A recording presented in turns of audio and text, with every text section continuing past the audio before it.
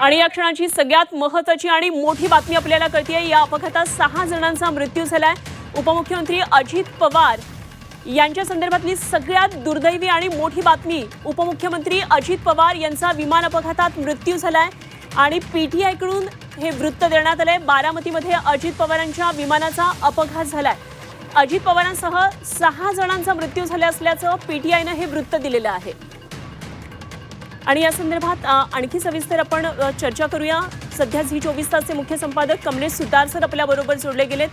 Sir, आज सकाळीच अत्यंत दुर्दैवी बातमी, राजकीय वर्तुळाला महाराष्ट्राच्या हादरवून ठेवणारी बातमी आहे। अजित पवारांचा मृत्यू झाल्याचं कळतंय विमान अपघातात। ही अत्यंत धक्कादायक बातमी, म्हणजे ज्या प्रकारची दृश्य आपण बघितली अनुपमा सगळ्यांनी, ज्या प्रकारचं हे प्लेन क्रॅश होतं हे अत्यंत सिव्हिअर कॅटेगरीतलं प्लेन क्रॅश होतं, ज्याच्यामध्ये ज्या प्रकारचे आगीचे लोळ तिथे उठताना दिसत होते, त्याच्यातूनच त्यांच्या वाचण्याची शक्यता अत्यंत कमी तिथे दिसत होती। पण अनेकांच्या प्रार्थना होत्या की याच्यातून ते वाचावेत, पण जी माहिती तिथल्या स्थानिक अधिकारी पण देत होते, ज्यांनी अधिकृतरित्या कन्फर्म नव्हते करत कोणी पण, ही अत्यंत धक्कादायक आहे। महाराष्ट्रातलं एक तरुण उमदं नेतृत्व अजित पवारांसारखं, त्यांचा असा अकाली या अपघातात मृत्यू होणं अत्यंत हादरवणार आहे। ही माहिती जी येते अनेकांचा याच्यावरती विश्वास बसणार नाही खरं तर, पण ज्या प्रकारचे प्लेन क्रॅश आहे, अजित पवार जे महाराष्ट्राला परिचित होते, अनेक गोष्टींसाठी अजूनही अधिकृतरित्या याची घोषणा झाली नसली तरी न्यूज एजन्सी पीटीआयनं ही बातमी दिलेली आहे अजित पवारांबाबतची। पण सकाळीच अनेकांचे दिल्लीतून याविषयी विचारणा करणारे जे फोन होते, त्याच्यातच ही गोष्ट, त्या प्रकारचा जो क्रॅश बघता, जी त्याची एकंदरीत सिव्हिअरिटी बघता, त्याच्यात असणारे कोणीही वाचले असतील अशी शक्यता नव्हती। त्यामुळे अजित पवार त्याच्यात होते, त्यांचे 6 ऑनबोर्ड जी सगळी मंडळी त्याच्यात होती, त्यांच्या सोबतचा सगळा स्टाफ होता, ते सगळेच त्यांचा जागीच मृत्यू झाल्याची बातमी इथे सध्या पीटीआयनं दिलेली आहे। अनेक अधिकारी सुद्धा अनधिकृतरित्या त्याच्याबाबत कन्फर्मेशन देत आहेत, पण ही बातमी महाराष्ट्राला हादरवणारी आहे। देशामध्ये अनेक आपण बघितले आहेत, काही यापूर्वी विमान अपघातात अनेक नेत्यांना अशा प्रकारे प्राण गमवावा लागलेला आहे आणि अजित पवारांबाबत अशी बातमी येणारी ही अत्यंत दुर्दैवी आहे, हेच या क्षणाला आपल्याला म्हणता येते। खरे कमलेश सर, खरं तर आत्ताच आपण निवडणुकांच्या दरम्यान, महानगरपालिकांच्या निवडणुकांदरम्यान आपण अजित पवार यांची मुलाखत घेतली होती आणि आपण त्यासाठी खास पुण्याला गेलो होतो आणि आत्तापर्यंत अनेकदा खरं तर तुम्ही मुलाखती घेतल्यात। अजित पवार नेहमीच त्यांच्या सर्वच कामांसाठी सकाळी लवकर बाहेर पडायचे। त्यांचा हा शिरस्ता आज सुद्धा दिसला। आज सकाळी ते लवकरच मुंबईतून बारामतीकडे निघाले होते आणि पहिली प्रचाराची सभा त्यांची सकाळी 9:30 वाजता होती। त्यापूर्वी ही अत्यंत दुर्दैवी घटना घडली आहे।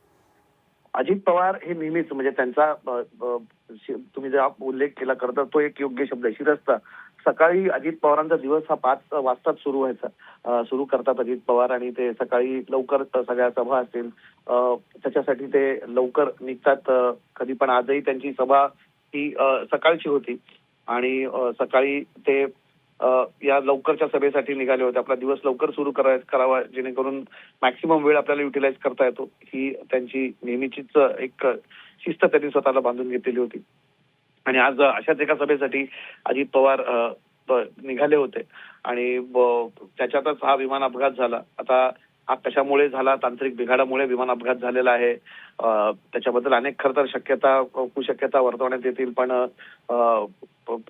चुकीमुळे झालेला आहे। सकाळी विजिबिलिटी नव्हती का, विजिबिलिटी नसताना फ्लाईट घेण्याची घाई झाली का, या सगळ्या गोष्टी इथे आता चौकशी सुरू होईल। पण सध्या डीजीसीए कडनं जी माहिती प्राथमिकरित्या आलेली आहे की अजित पवारांचं हे प्लेन तिथे उड्डाण घेत असताना त्याचा क्रॅश झाला आणि त्या क्रॅशमध्ये ऑन बोर्ड असणारे बऱ्याच जणांचा मृत्यू झाला, ज्याच्यात अजित पवार आहेत असं सध्या न्यूज एजन्सी पीटीआय सांगते आहे।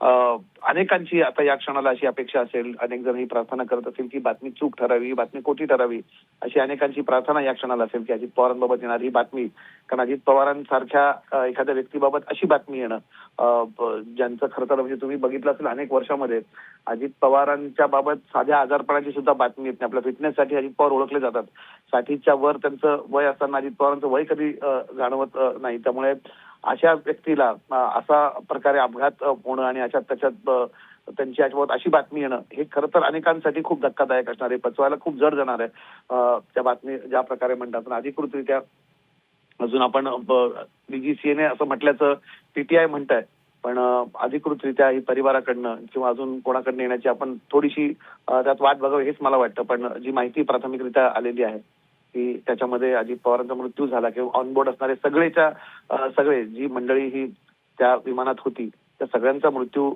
झाल्याचं जे सांगितलं जात आहे त्याच्या बाबत आपण आता परिवाराकडनं खात्री करण्याची आपण वाट बघूया. बरं, ठीक. धन्यवाद सर. आपण पुन्हा नंतर जोडले जाऊया, आणखी चर्चा करूया.